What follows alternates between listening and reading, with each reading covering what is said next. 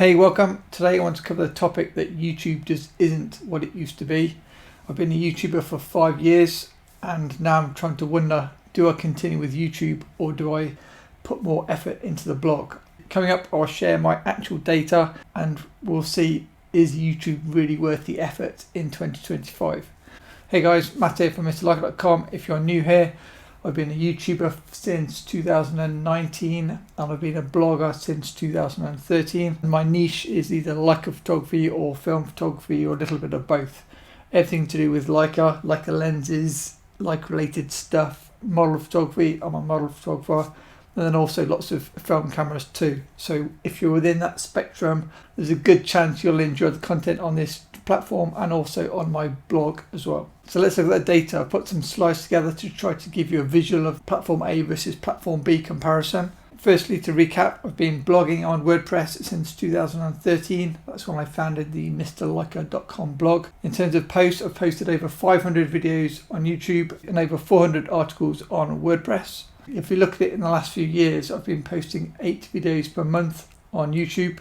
We've only been doing around 2 blog posts per month on WordPress. There's only so much time, and so when I started doing more YouTube, I thought, right, YouTube's the way to go, so let's take all my energy and put it into YouTube. And if I've got any days left in the month, try and write 1 or 2 blog posts. So 8 new posts versus 2 new posts on WordPress.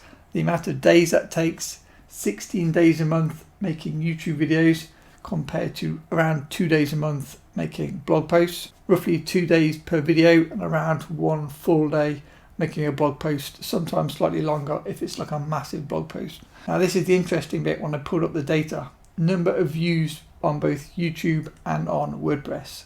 Any guesses? Are they going to be similar? Are they going to be mostly on YouTube? I would have thought mostly YouTube because everyone thinks blogs are dead.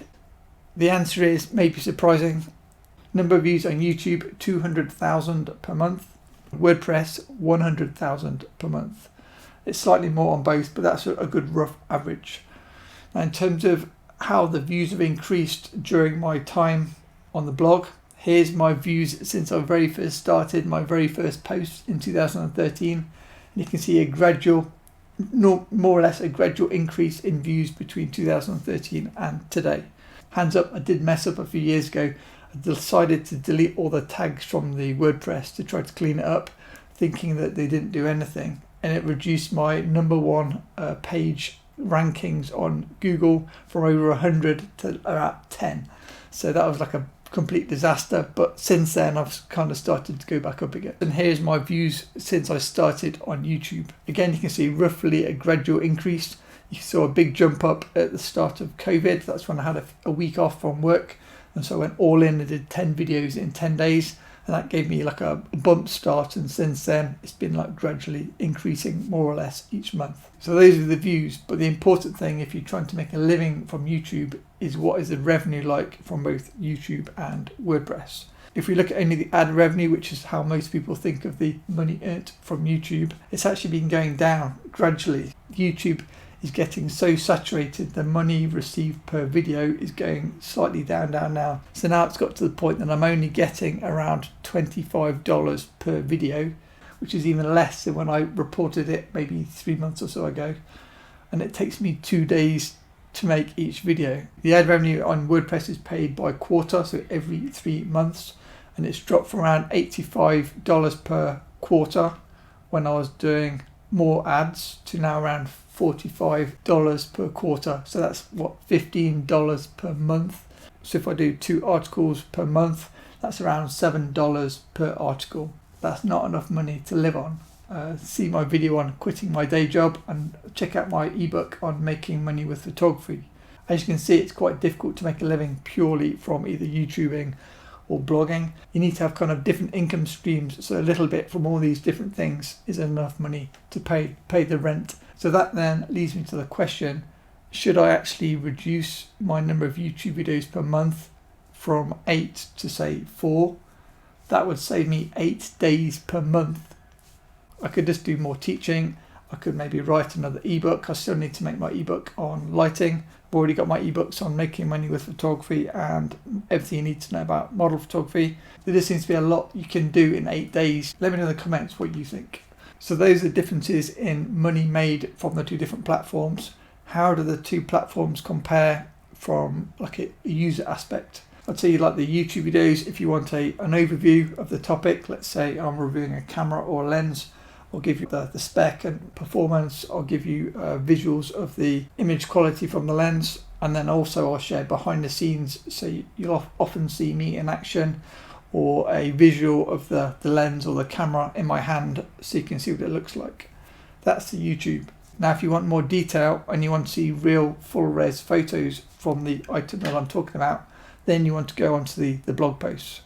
The blog posts have got full res photos and it will have much more detail, like the intricate details for people that are trying to decide between camera 1, camera 2, lens 1, lens 2. I often do a lot of different comparisons, and then I'll link all the simulated blog posts so you can decide which one is for you. The benefit of the blog is I also link all the YouTube videos, so you don't miss out on going to the blog. You actually get more because you get the full res photos, and then you get the same videos which you would have seen if you'd just gone straight to YouTube. Now if you're searching for particular information on a certain camera, where is the best place to look? If you go to YouTube, you can obviously type it in, scroll through many videos and try to find the one you want. I set up my YouTube playlist to try to group together, say, all the Leica camera videos, and then even closer to that, all the M videos, all the Leica Q videos, SL videos, and then you've got film camera videos, you've got lighting videos, photo shoot videos, all in different playlists to make it easier for you guys to navigate. If you go to the blog, I've literally got lists where you can just go down the list by, let's say, looking at lenses. I've got all 35mm lenses in one list, then all 50mm lenses, 75mm lenses, and I've got it by M mount, screw mount, Leica R, L mount. Because it's all listed, it's much easier to navigate and to find the exact review that you're looking for. So I'd highly recommend using the blog as a search tool. That will then link you back to YouTube if you're trying to find a particular video. If you've got interest in the Leica cameras, film photography, model photography, the things that I talk about, I recommend that you sign up to the MrLeica.com blog. That way you won't miss out on the monthly newsletters where I'll give you in advance information on the latest cameras, latest lenses. Companies send me all this stuff, and then I sometimes have to wait a couple of weeks before I can actually go live with the video or the blog post.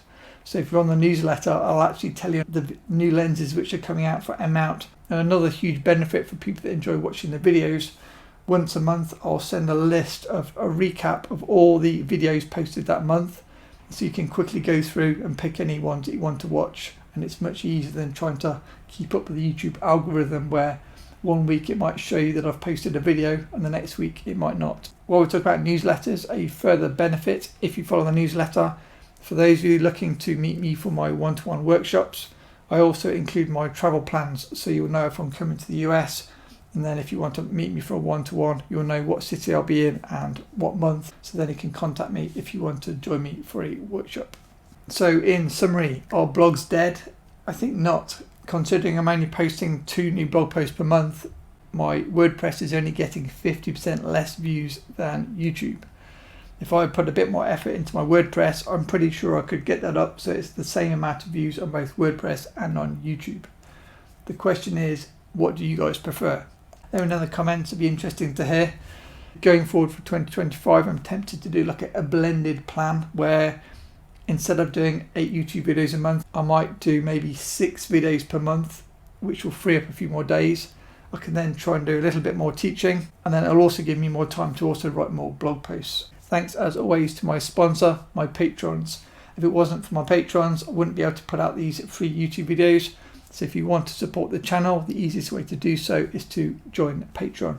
Hope to see you there, and see you in the next video.